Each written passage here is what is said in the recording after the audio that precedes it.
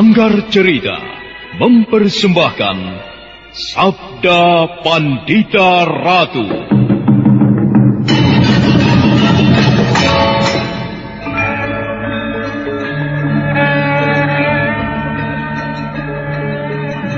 Bagaimana, Paman? Salahkah dugaanku? Jangan kau asal tuduh bocah kecil. Apa dasarmu mengatakan aku seorang perampok? Pakaianmu sangat bagus. Kelihatannya terbuat dari lurik yang dikerjakan dengan teliti. Kemudian batiknya juga bagus. Kau juga menggunakan sebuah timang yang pasti terbuat dari emas. Aku yakin tidak masuk akal jika seorang petani kecil hanya dengan sepetak sawah bisa membeli benda semahal itu. Kecuali jika kau merampok.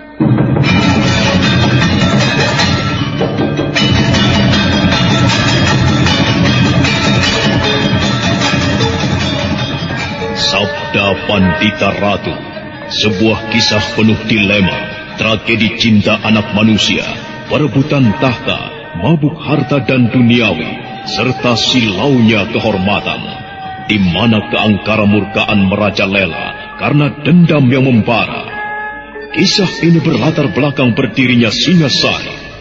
Ken Arok, dialah pemuda yang merekuk pahit getirnya kehidupan. Namun sebenarnya, dialah yang harus melaksanakan sabda-sabdanya. Perjalanan sengsaranya adalah awal untuk meraih keberhasilan, untuk menuju kejayaannya di saat Singasari berdiri. Apakah cita-citamu itu, Ken Umang? Aku ingin mengubah nasibku. Aku bosan dengan kehidupanku selama ini yang terlunta-lunta, akrab dalam pelukan kemelaratan. Kadangkala aku berangan-angan, aku adalah seorang istri dari Patih. Bahkan lebih gila lagi, aku berangan-angan, andai kata aku adalah seorang permaisuri, maka akan terhapus semua masa silamku. Terhapus lenyap, tidak bersisa semua kenangan buruk yang kumiliki. Itulah cita-citaku, Kakang Ken Arok. Bagaimana dengan kau, Kakang? Aku ingin menjadi seorang raja.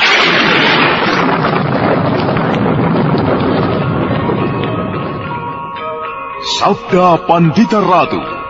Naskah ditulis oleh Pondra Swasti Langit, diolah oleh Agung Bahrodi, didukung oleh artis-artis terkemuka Ferry Fadli, Eli Ermawati, M. Abud, Ivone Rose, dan lain-lain. Teknik dan montase Ibing Arifin, dengan sutradara Dian Pertiwi. Sabda Pandita Ratu. Kali ini dalam episode ke-18 dengan judul Panembahan Dwipayana.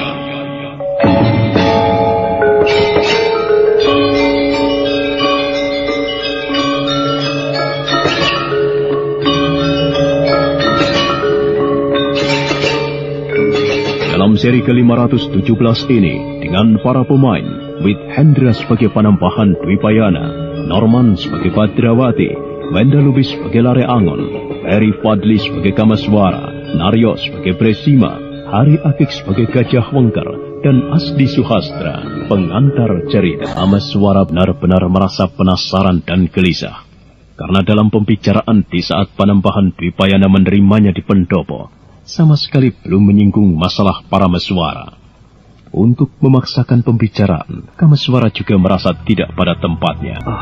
Apa sebenarnya yang dikehendaki oleh Panembahan itu? Aku dibiarkannya tersiksa oleh pertanyaan-pertanyaan yang tidak berjawab. Barangkali sang Panembahan tidak mengetahui apa yang bergolak di dalam dadamu, anak mas. Mustahil, Paman. Bukankah Panembahan itu orang yang serba mengetahui? Bukankah Panembahan itu adalah Panembahan yang berusak Durunge Winara, yang sidik paninga, tajam penglihatannya, dan serba mengetahui hal-hal yang orang lain tidak mengetahuinya? Nampaknya kita selama ini terlampau terpesona dengan anggapan semacam itu, anak mas. Padahal itu keliru. Bagaimanapun juga sang Panembahan adalah manusia biasa yang serba terbatas kemampuannya. Bagaimana ia bisa mengetahui tentang seluk-belukku, juga tentang Paman? Tentu sang Panembahan sendiri yang tahu, dan itu pun tentu terbatas. Anak mas Kamaswara tentu masih ingat apa yang diucapkan oleh sang Panembahan. Sebuah kalimat yang sangat arif. Lebih baik mempelajari sebuah ilmu Akan tetapi digeluti dengan sungguh-sungguh daripada mempelajari banyak ilmu, tetapi tidak sungguh-sungguh atau setengah-setengah. Aku punya pendapat lain, Paman. Apa pendapatmu, Badrawati? Bahwa Panembahan itu pada dasarnya orang yang paling suka menyembunyikan diri, paling suka menyelubungi diri. Itulah yang dilakukan. Ia berbuat, akan tetapi ia tidak suka orang lain melihat apa yang diperbuatnya. Lalu Bagaimana? Kira-kira, ya, Panembahan itu memang dengan sengaja membuat keadaan seperti itu. Nah, anak mas, itu juga pendapat yang patut kau pertimbangkan. Jadi jangan kau berharap kepada anak mas secara khusus. Sang Panembahan itu akan membuka jati dirinya. Dan baru saja aku mendengar sesuatu yang menarik dari seorang cantrik, Paman. apa, Badrawati? Yang mengalami hal seperti itu bukan hanya Paman, akan tetapi juga raja itu. Baginda Singasari, kata cantrik itu, meski yang datang menghadap adalah seorang raja, akan tetapi sang Panembahan belum memberikan kesempatan untuk berbicara, kecuali mempersilahkan untuk beristirahat. Pantas kita tidak melihatnya tadi. Baiklah, aku akan mencoba menenteramkan hatiku. Aku berharap Parameswara benar-benar berada di tempat yang aman. Di dalam lindungan Panembahan itu, tidak ada bahaya yang mengancamnya. Waktu terus beranjak, banyak hal yang kemudian dilakukan oleh Badrawati dan Lare Angon. Kedua orang itu berbaur dengan segenap isi padepokan. Badrawati merasa sangat tertarik dengan sebuah kandang yang dikelola oleh para cantrik yang berisi berbagai unggas. Seekor kutuk atau anak ayam yang baru saja menetas dielus-elus oleh Badrawati. Berbagai pertanyaan tentang cara-cara memelihara unggas dilontarkan oleh Badrawati, dan para cantrik yang merawat berbagai unggas itu dengan senang hati menceritakan kepada Badrawati. Waktu kemudian beranjak siang, bahkan kemudian bergeser ke arah sore. Kameswara berdebar ketika melihat Putut Gajah Wengker mendatanginya.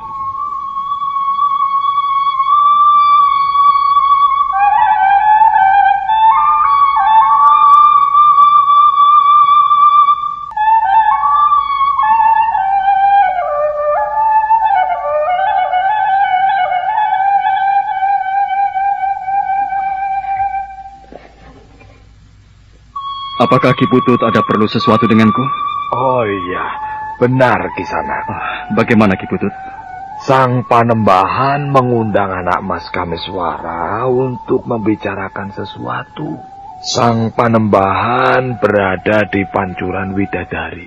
Pancuran Widadari? Ya, itu hanya sebuah nama Kisana. Bukan tempat mandi para bidadari yang sebenarnya. Sang Panembahan hanya mengundang aku? Maaf sebelumnya. Sang Panembahan memerintahkan kepadaku untuk mengundang Kisana Kameswara. Pergilah Kameswara. Tetapi... Bukankah sudah aku katakan, ada kemungkinan Sang Panembahan hanya akan membicarakan persoalanmu hanya 4 mata. Dengan demikian, rahasia dari isi pembicaraan itu akan terjamin, anak mas. Panembahan memang mempunyai kebiasaan seperti itu, Sang Wasi. Untuk menjaga supaya yang mengetahui apa yang dibicarakan tidak diketahui oleh orang lain. Sang Panembahan membiasakan berbicara hanya 4 mata.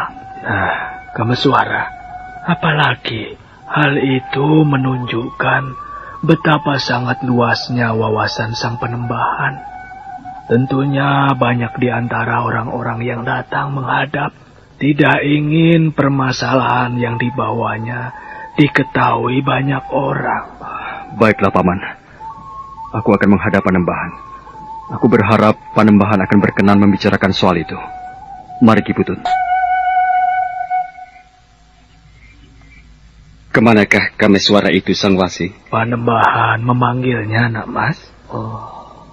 Sang Wasi tidak ikut ke sana? Kuhormati pembicaraan mereka agar tidak terlampau banyak yang mengetahui, anak mas. Jadi aku tidak ikut. Aku akan ikut. Jangan, Badrawati. Tapi aku ingin ikut mendengarkan pembicaraan yang terjadi. Itu bukan kebiasaan yang baik. Aku harus mencegahmu jika kau berkeinginan seperti itu, Badrawati. Baiklah, paman benar. Pancuran Widodari adalah nama yang diberikan oleh Panembahan Dwipayana kepada sebuah belik sumber air bening yang terletak di sisi timur Padepokan, di kaki Gunung Gangsir. Di sanalah Panembahan Dwipayana menerima Kamaswara sendirian. Tempat itu ditata indah, bagaikan sebuah taman di istana, dirawat dengan sentuhan tangan yang bercita rasa tinggi. Sekali lagi Kamaswara merasa penasaran melihat hal itu. Butut Gajah Wengker kembali ke Padepokan setelah menunaikan tugasnya mengantar Kamaswara.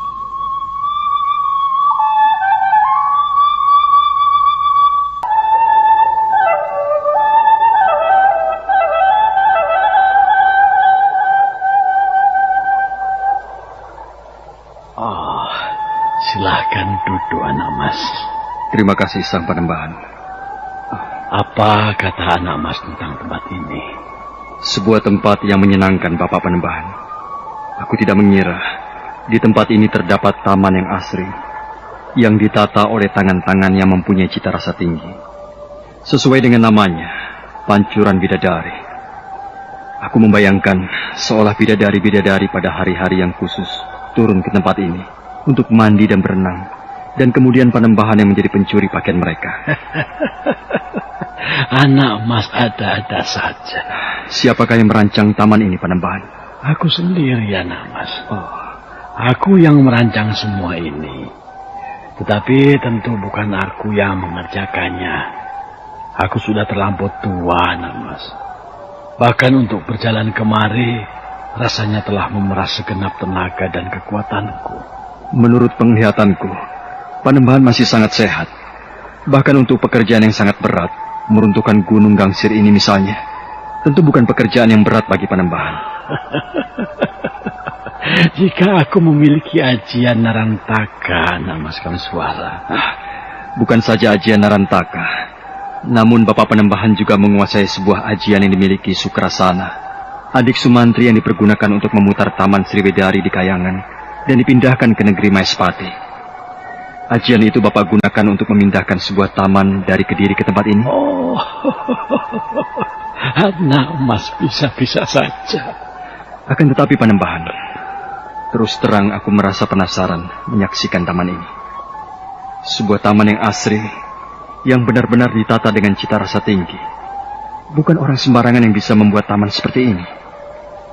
Hal ini membuatku bertanya-tanya, siapakah Panembahan sebenarnya?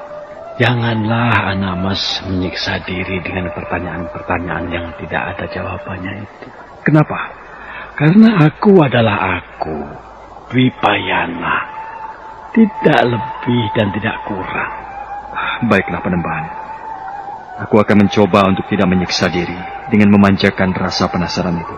Anak mas, marilah kita sekarang berbicara hal yang penting. Aku mengundang anak mas ke tempat ini sendirian, agar pembicaraan kita ini tidak diketahui oleh orang lain. Aku telah siap, Panembahan, meskipun perasaanku kemudian menjadi sangat berdebar-debar.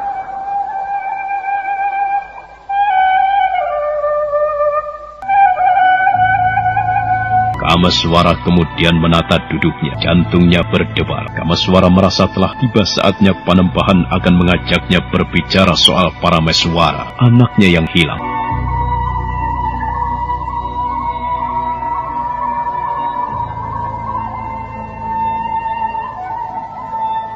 Anak mas telah mengetahui di Padepokan sekarang ada tamu lain. Bagaimana anak mas? Baginda Singasari yang Panembahan maksud? Benar anak mas. Apa yang harus aku sampaikan kepada Panembahan tentang Baginda Singasari itu? Anak mas, meskipun Baginda belum menyampaikan apa tujuannya datang ke tempat ini, yaitu meminta petunjuk kepadaku, aku justru merasa perlu meminta pertimbangan kepada anak mas Kameswara. Karena sebenarnya lah anak mas Kameswara terkait dalam persoalan ini. Maafkan aku Panembahan. Aku belum paham dengan apa yang Panembahan maksud. Apa yang diinginkan oleh Ken Arok itu sekarang telah tercapai. Ia telah menjadi seorang raja, jabatan tertinggi yang ada di tanah Jawa ini. Apakah ada keinginan yang lain yang melebihi hal itu? Ada, Anak Mas. Dan yang menjadi pendorongnya adalah rasa cemas. Rasa cemas? Benar, Anak Mas. Rasa cemas bagaimana, Panembahan? Banyak, Anak Mas. Tentang garis keturunan Tunggul Ametung serta kutukan Empu Gandring. Oh, Panembahan. Bagaimana Anak Mas Kamswara? Sebelum membicarakan masalah yang akan dibawa oleh Baginda Singasari itu, bolehkah aku mengetahui sesuatu? Soal apa, Anak Mas? Menilik kenyataan yang aku lihat, nampaknya jauh sebelum saat ini, Ken Arok pernah menghadap pada Sang Panembahan untuk meminta petunjuk sesuatu. Anak Mas tentu telah meraba jawabnya. Di luar dugaan Kameswara yang mengira Panembahan akan membicarakan soal hilangnya Parameswara anak lelakinya, ternyata Sang Panembahan tidak membicarakan soal itu. Yang dibicarakan justru kedatangan Ken Arok dan persoalan yang dibawanya. Namun demikian, meski Kameswara harus menahan hati, tetapi dia tertarik dengan persoalan yang dibahas itu.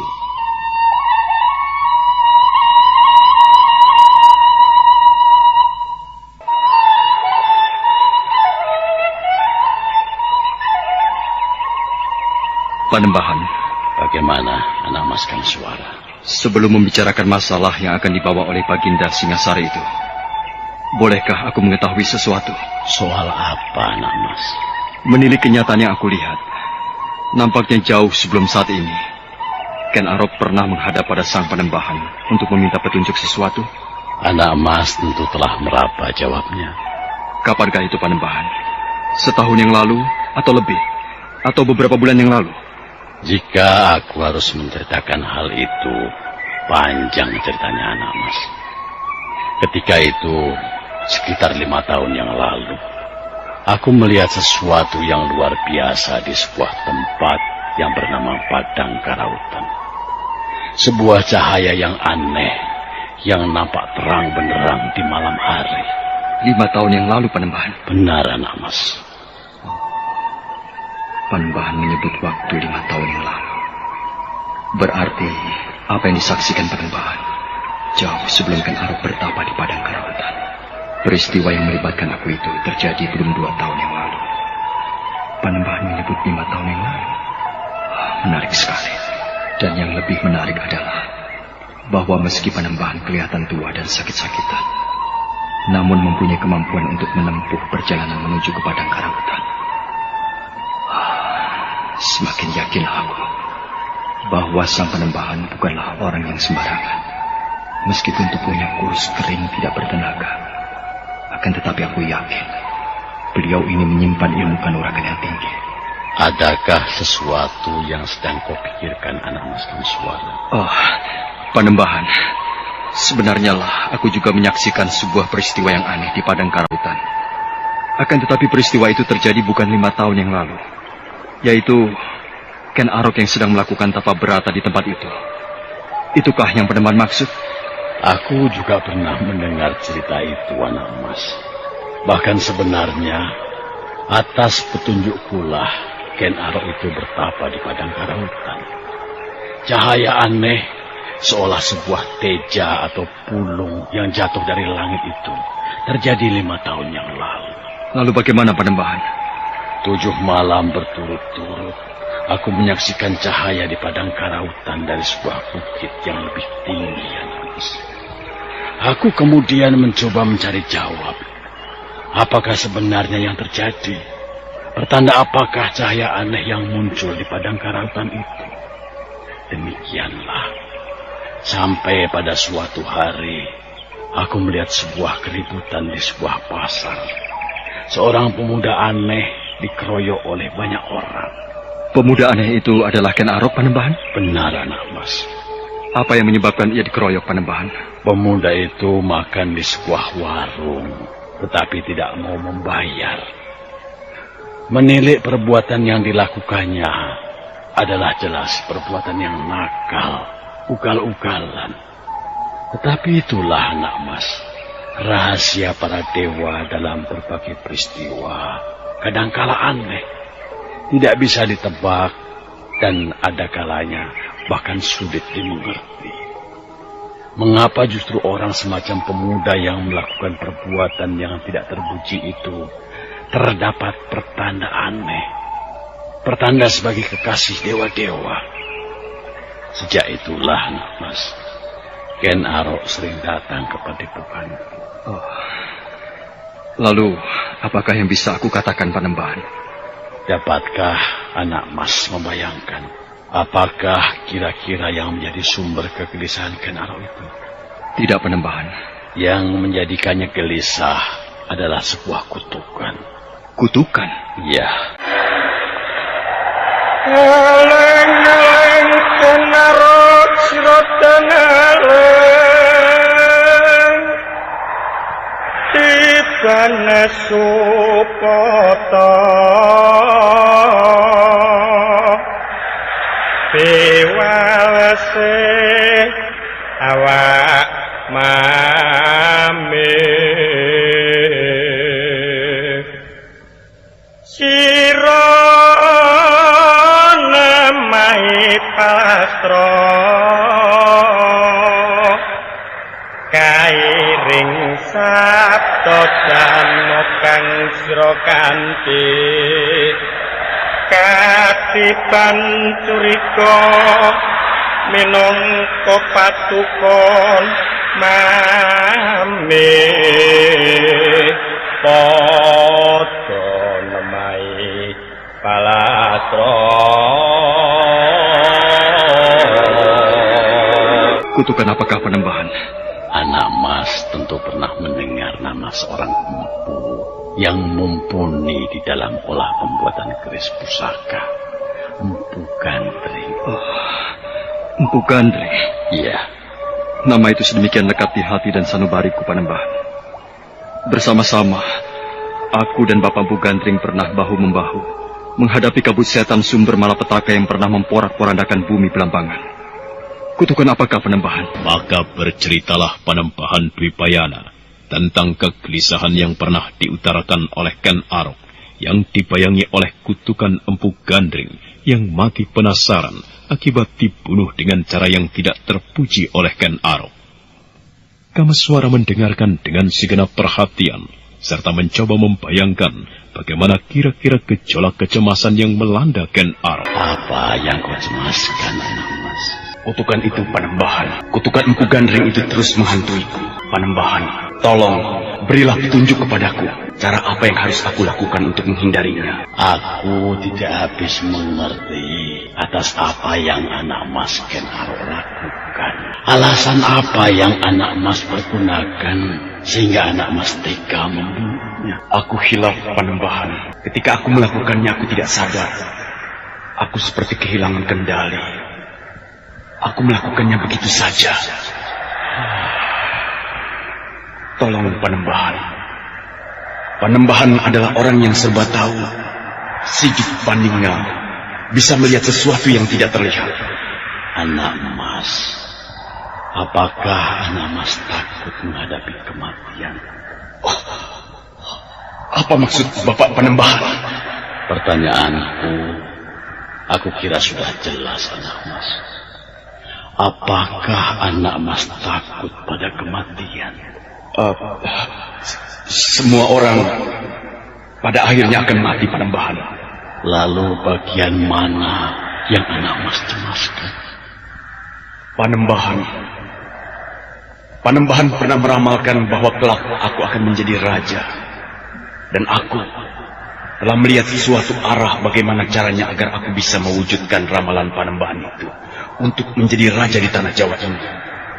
Tetapi bagaimana, anak Mas? Apalah artinya aku bisa menjadi raja dengan adanya kutukan itu? Aku tidak takut mati, Panembahan. Bahkan jika kutukan Empu Gandring itu benar, keris yang aku henjamkan ke perutnya itu akan meminta nyawaku. Tetapi bagaimana dengan anak keturunanku?